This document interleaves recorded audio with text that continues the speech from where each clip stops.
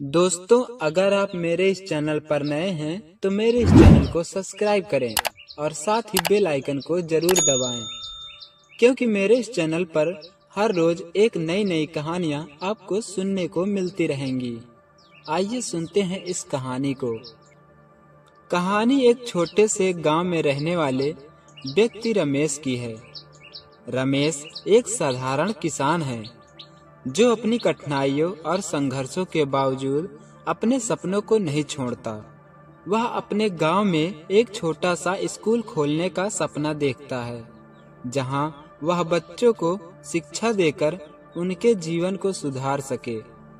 लेकिन गरीबी, गांव की कुरीतियां और समाज के ताने उसकी राह में कठिनाइयां पैदा करते हैं। दोस्तों, इस कहानी से आप अपने जीवन के लिए बहुत कुछ सीखने वाले हैं। जो अपने अगल बगल समाज में रहने वाले और ताने देने वाले का मुंह बंद करके आप बहुत कुछ करने में सक्षम हो सकते हैं। इसलिए इस कहानी को पूरा जरूर सुनें, ताकि आप भी आगे बढ़ सकें और बहुत कुछ सीख सकें। आइए सुनते हैं इस कहानी को। गांव के सुदूर कोने में, जहां की मिट्टी में अब भी पुरानी सभ्यता की खुशबू थी, रमेश का छोटा सा घर था। उसकी जिंदगी भी ठीक उसके घर की तरह थी, साधारण परंतु मजबूत। बचपन से ही रमेश ने गरीबी देखी थी। उसके पिता भी एक किसान थे, जिन्होंने अपनी पूरी जिंदगी मेहनत करते हुए बिता दी थी। उनके जाने के बाद घर की सारी जिम्मेदारी रमेश पर आ गई थी। रमेश ने कभी स्कूल का मुंह नहीं देखा था। उसके पास न तो किताबें थीं और न ही पढ़ाई के लिए समय, क्योंकि वह सूरज के निकलने से पहले खेतों में चला जाता और सूर्यास्त के बाद ही घर लौटता। लेकिन उसकी आंखों में हमेशा से एक सपना था। वह चाहता था कि गांव के बच्चों को शिक्षा मिले, ताकि उन्हें वह संघर्ष न करना पड़े जो उसने किया। गांव में स्कूल नहीं था, नजदीकी शहर में जाना भी कठिन था, क्योंकि गांव से शहर तक जाने के लिए कोई सड़क नहीं थी।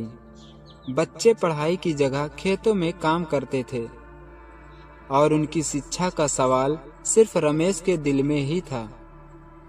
एक दिन खेत में काम करते हुए रमेश को अचानक एक ख्याल आया, क्यों न मैं ही गांव में एक स्कूल खोलूं। वह खुद से बुदबुदाया। यह ख्याल इतना सरल था, फिर भी इतना असंभव सा लगा। वह जानता था कि उसके पास न तो पैसे थे और न ही कोई अनुभव, लेकिन उसके पास एक चीज थी, उसका विश्वास। उसने ठान लिया कि वह हार नहीं मानेगा। अगले दिन से ही उसने अपने सपने को साकार करने की दिशा में कदम उठाना शुरू कर दिया। रमेश ने अपने इस ख्याल को सबसे पहले अपने दोस्त मोहन के साथ साझा किया। मोहन भी उसी गांव का निवासी था और उसकी सोच भी कुछ हद तक रमेश जैसी ही थी। यह तो बहुत अच्छा विचार है, मोहन ने उत्साह से कहा, लेकिन यह आसान नहीं होगा। गांव के लोग नए विचारों को आसानी से नहीं स्वीकारते।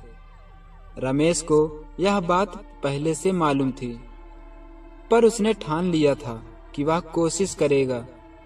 उसने गांव के बड़े बुजुर्गों से बात करने की योजना बनाई।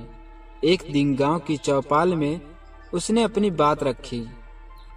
उसने कहा, मैं चाहता हूं कि गांव के बच्चों को शिक्षा मिले, जहां मैं खुद एक स्कूल खोलना चाहता हूं। तभी बुजुर्गों में से एक ने हंसते हुए कहा, तू पागल हो गया है। हमारे बच्चों को पढ़ाई लिखाई की जरूरत नहीं है। उन्हें खेती बाड़ी सीखनी चाहिए, वही उनका भविष्य है। बाकी लोग भी इस बात पर सहमति जताने लगे। रमेश का दिल टूट सा गया, लेकिन उसने हार नहीं मानी। उसने खुद को समझाया कि वह सही कर रहा है।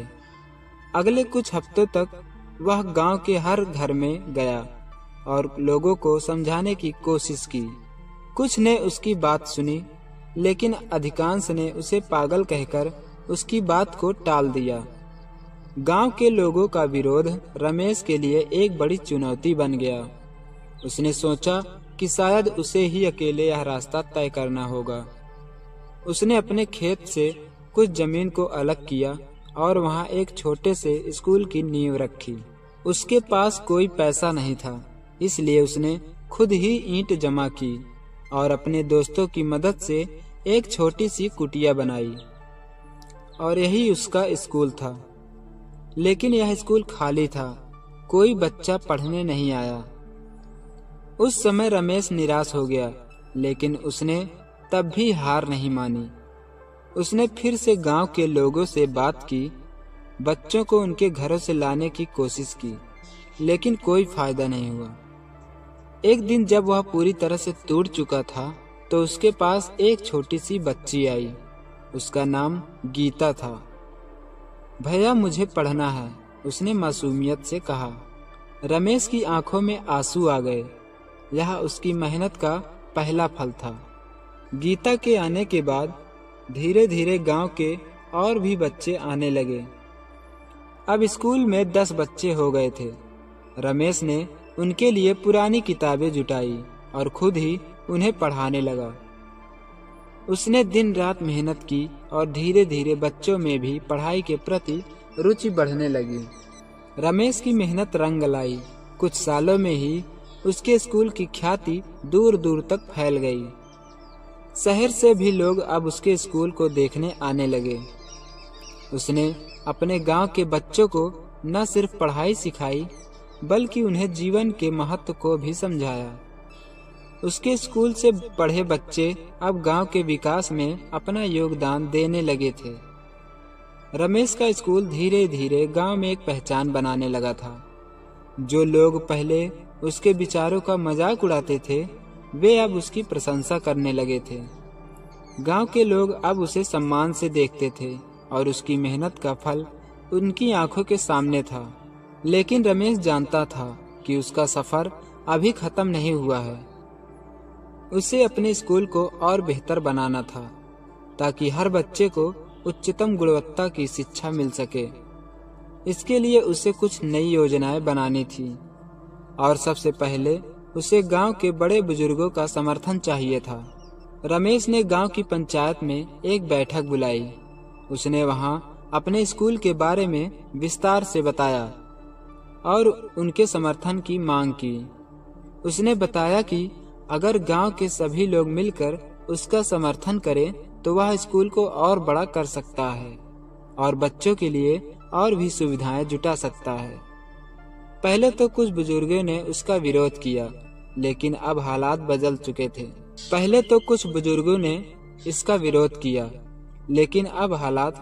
चुके थे। कई लोग जिन्होंने अपने बच्चे को रमेश के स्कूल में भेजा था, वह भी पंचायत का हिस्सा थे। उन्होंने रमेश का समर्थन किया और धीरे धीरे पूरा गांव उसकी बात मान गया। गांव के लोग अब रमेश के साथ मिलकर उसके स्कूल को और बेहतर बनाने में जुट गए। कुछ लोगों ने पैसे दिए तो कुछ ने अपने खेत से अनाज दिया। कई लोगों ने श्रमदान किया और देखते ही देखते स्कूल का आकार बढ़ता गया। अब स्कूल में एक छोटा सा पुस्तकालय भी था और रमेश ने गांव के एक पढ़े लिखे युवक को सहायक शिक्षा के रूप में नियुक्त किया। हालांकि स्कूल का विस्तार हो रहा था, लेकिन रमेश के सामने नई चुनौतियां भी आ रही थी। एक दिन जब रमेश अपने स्कूल में बच्चों को पढ़ा रहा था, तो शहर से एक सरकारी अधिकारी वहां आया। उसने रमेश से कहा कि उसके स्कूल को सरकारी मान्यता की जरूरत है और इसके लिए उसे कुछ कागजी कार्रवाई पूरी करनी होगी। रमेश ने कभी कागज पत्रों का काम नहीं किया था, इसलिए वह थोड़ी घबराहट महसूस करने लगा, लेकिन उसने हिम्मत नहीं हारी। उसने शहर जाने का फैसला किया और वहां के सरकारी दफ्तरों में जाकर पूरी प्रक्रिया के बारे में जानकारी जुटाई। उसे यह काम कठिन लगा, लेकिन उसने इसे भी अपने आत्मविश्वास और धैर्य से पूरा किया। सरकारी मान्यता मिलने के बाद रमेश के स्कूल को एक नई पहचान मिल गई। अब उसके स्कूल में न सिर्फ गांव के बच्चे बल्कि आसपास के गांव से भी बच्चे आने लगे थे। लेकिन इसके साथ ही रमेश पर जिम्मेदारियां भी पड़ने लगी। उसे अब और ज्यादा मेहनत करनी पड़ रही थी और कई बार उसे अपने खेत के काम को भी छोड़ना पड़ता था। लेकिन उसने कभी शिकायत नहीं की, क्योंकि वह जानता था कि उसकी मेहनत से ही बच्चों का भविष्य बन रहा है। एक दिन रमेश के स्कूल की चर्चा शहर के एक प्रतिष्ठित व्यक्ति तक पहुंच गई। यह व्यक्ति एक बड़े शिक्षण संस्थान का संस्थापक था और उसे शिक्षा के महत्व का गहरा अनुभव था। उसने रमेश के स्कूल को देखने का फैसला किया और एक दिन अचानक गांव में आ गया। रमेश को यह देखकर आश्चर्य हुआ, लेकिन वह उस व्यक्ति का स्वागत करने में कोई कसर नहीं छोड़ी।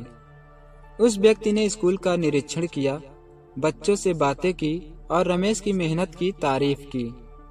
वह रमेश की दृढ़ता और उसकी शिक्षा के प्रति समर्पण से बहुत प्रभावित हुआ। उस व्यक्ति ने कहा, तुम्हारा काम असाधारण है।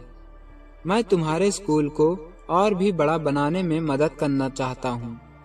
रमेश को अपने कानों पर विश्वास नहीं हुआ। उसने कभी सपने में भी नहीं सोचा था कि शहर का कोई बड़ा व्यक्ति उसके स्कूल में इतनी दिलचस्पी दिखाई देगा। इस मदद से रमेश ने स्कूल को और भी उन्नत बनाया। नई कक्षाएं, अच्छे शिक्षक और आधुनिक शिक्षण सामग्री का प्रबंधन किया गया। अब उसका स्कूल गांव में एक आदर्श बन चुका था और लोग दूर दूर से इसे देखने आते थे। रमेश के स्कूल से पढ़े बच्चे अब न केवल गांव में बल्कि शहरों में भी अपनी पहचान बनाने लगे थे। कुछ बच्चे जो कभी रमेश के साथ पढ़ते थे अब बड़े बड़े कॉलेजों में पढ़ने गए थे। वे गांव लौटकर अपने अनुभव साझा करते थे और गांव के अन्य बच्चों को भी शिक्षा के प्रति प्रेरित करते थे। रमेश ने देखा कि उसके सपने कितने सारे बच्चों के जीवन को बदल दिया। वह जानता था कि यह सफर अभी खत्म नहीं हुआ है, लेकिन अब उसे संतोष था कि उसने जो बीज बोया वह अब एक मजबूत वृक्ष बन चुका था। एक दिन जब वह अपने स्कूल के गेट पर खड़ा था तो एक बच्चा उसके पास आया और बोला, गुरुजी, मैं भी आपके जैसा बनना चाहता हूँ। मैं भी एक दिन अपने गांव के लिए कुछ बड़ा करना चाहता हूँ। यह बात सुनकर रमेश की आंखों में आंसू आ गए। यह उसकी जिंदगी का सबसे बड़ा पुरस्कार था।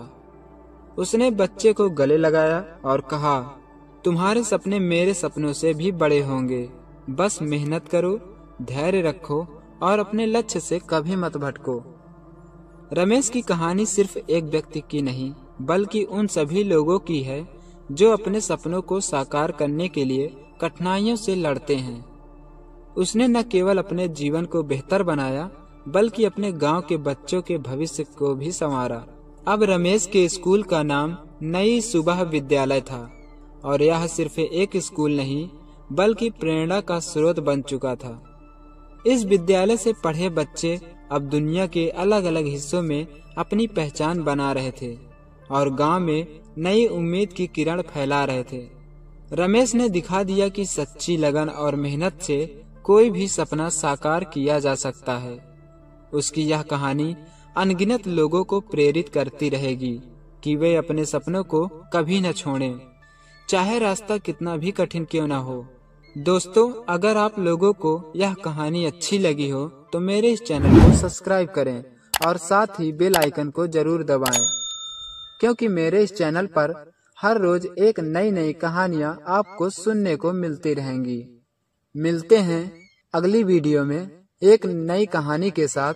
तब तक के लिए खुश रहो, मस्त रहो, हंसते रहो।